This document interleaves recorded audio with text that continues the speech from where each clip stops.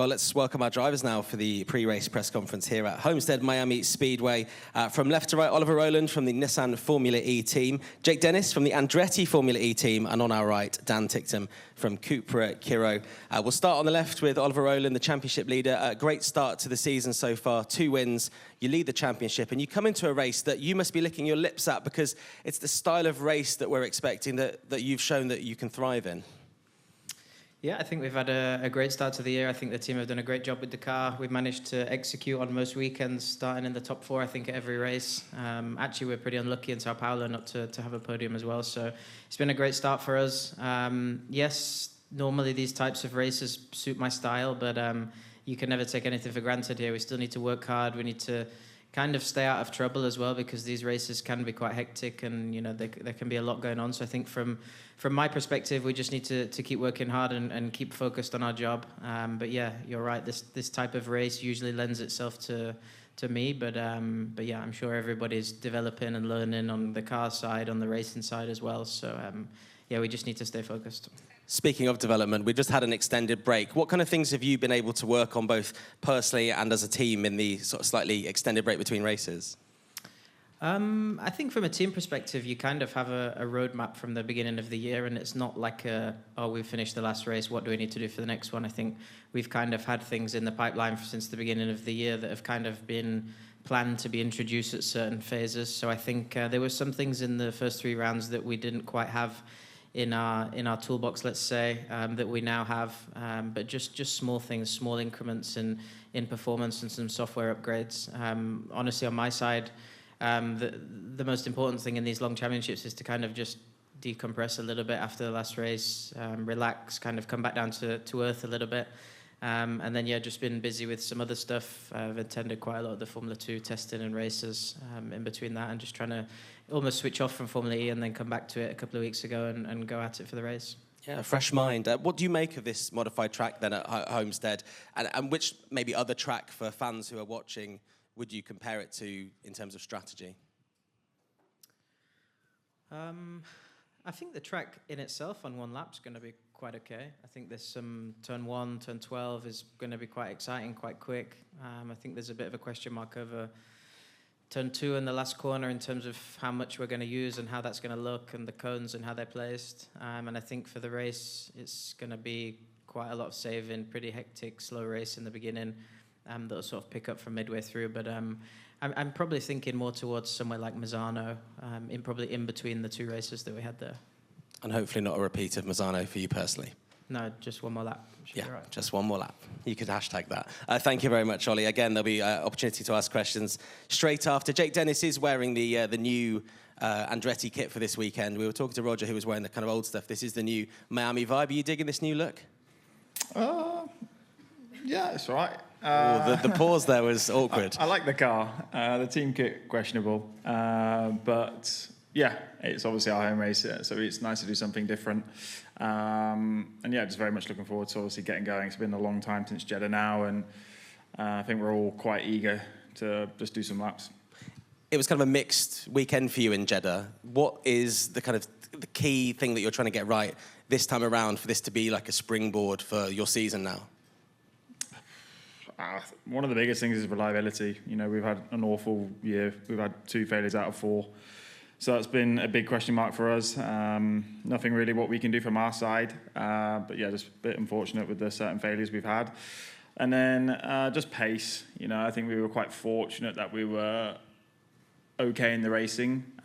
We generally always are in these sort of peloton races. We understand it well and can always move forward. But ultimately, when I hit the front, it was like I arrived at a different category to the other cars. You know, the amount of grip and traction they had was pretty impressive. So we've had to work quite hard on all this in the 8-week break or whatever it's been. I'm confident we've made some improvements. You know, I'm not expecting to now just go out there and stick it on the front row. You know, we need to be realistic, and if we can try and make it back into the duels, then I think we've made a step. Ultimately, qualifying here is irrelevant. I think you can win the race from last, no problem. So it's, yeah, just more of a, if we qualify at the front, it's a bit more of a breather going into the races where it will matter. You know, Monaco, Tokyo, London, it's all these races coming up. You need to have a good qualifying car. But yeah, nevertheless, yeah, feeling confident that we can have a good result here. Roger mentioned then you've got a very busy weekend. I know you've already hit the golf course. Good golf here in Miami? Or I didn't. I'm injured. Oh, you're injured. You're off golf? I am off golf for about another 7 weeks, unfortunately. I'm so sorry. I know you played golf here last time. That was at Evo Sessions, wasn't it? So at least you got some Miami golf in. I digress. You've got a very busy weekend. You're flying straight off to the West Coast. It must be exciting to be part of, you know, an organisation that can do so many different championships and have these opportunities for drivers.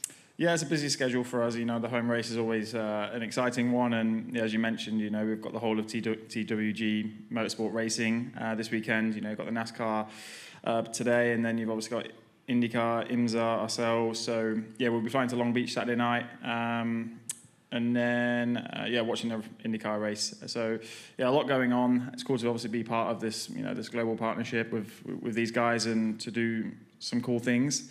And yeah, it'll be obviously my first IndyCar experience. So yeah, very much looking forward to it.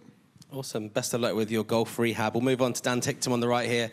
You know, this is a home race for Cupra Kiro. There's a lot of important people here, I know, and they'll be watching on, and I know that you'll be, showing them the garage and showing them how everything works. How much pressure does that put on you as a driver and as a team to get a good performance in the books for Miami? A little bit more pressure, I would say. I just want to do them proud, really. It's a big project that they've embarked on. You know, the people that have bought the team have not done things in racing before, so like it's a bit of a step for them. But it'd be nice. I haven't actually met the majority shareholders yet, so that would be really nice to meet all of them. We've got a lot of people from Cupra coming as well, so there's been great support from their side too. But yeah, overall I've been bored really the last 8 weeks. It's just a big old gap, and I think this is a great place. Honestly, I think this track's going to be quite fun to drive on one lap. I know you asked Ollie about, you know, what we think of the Formula E editions.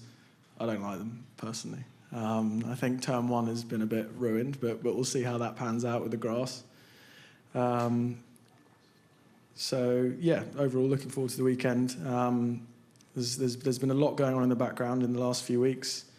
We didn't really hit the ground running very well this year, which was kind of expected because the whole deal was only put together about 2 months before the start of the season. So yeah, it's been busy. I think I've been relatively disappointed in the first 2 rounds, particularly. But I think we're getting there now. I think the stuff with the systems we're understanding. Also, me as a driver, like it's been quite different to what I've been used to in the last 3 years. So, but I think we're getting there. I was going to say, despite your disappointment, it's probably been the best start you've had in Formula E, but that's surely down to the car beneath you being, you know, you having more faith in it and you believing you can achieve more. What is achievable from now until the end of the season, do you think? Yeah, well, like you say, it's all relative. I mean, the last 3 years were hell, to be honest. So it's nice to know you can turn up with a car and you don't have to go home after qualifying. So, yeah. I think looking forward to the rest of the season. Like I say, I think we will be closer to our potential now. The one lap pace has been a bit of a question mark for me because you know that was our strength last year, and we've tried to translate some of the things that we had last year to this car and try and build on it. But like I say, there's a lot of differences. But I'd like to have a podium by the end of the year. That would be cool. But I don't really set goals in stone. I just sort of tick boxes along the way, and what happens happens. So such a box ticker. Yeah, I know. I'm so good. Yeah. You've Cupra Kiro have kind of ticked the box of doing some pretty cool things recently. We saw Mr. Beast at the Evo sessions, and now, you know, like Jake, you're driving a slightly different design car. In fact, probably you haven't actually driven the car that's looked the same at any race this season. I've not. Can you tell us a little bit behind the scenes of how this Marvel collaboration's come about? Because it's pretty cool. Yeah, it is very cool. I think the whole Marvel universe, this whole new concept with Thunderbolts that they're doing, I think a lot of it's come from Cupra. I don't know the absolute details, so but yeah, to be a part of it and to run a livery and help promote, you know, a studio as big as that is quite cool as me personally, and obviously for the team as well. But we've been doing some really cool things. I've been struggling to keep up actually. Like there's been so much going on, and yeah, some of you might be surprised, but I actually really enjoyed doing all this media stuff. So it's been very, very cool. As long as you're painted as a Marvel superhero, not a villain, right? Well, nah, I'd rather be a villain, mate, to be honest. Okay, somehow I think you suit that role. Thank you very much, Dan. Exactly. We have time for some questions. If anyone would like to ask a question, maybe some new faces. No? I've got one last question for you. Favourite Pitbull song? We're in Miami. Anyone? Timber? I'll take that one. Yeah? Timber. You're a Pitbull guy, aren't you? Maybe when I was at 12. Oh, sorry. I've offended Jake Yeah, it's Dennis. like year 8 music. On the back of the school bus. Thank you very much, guys.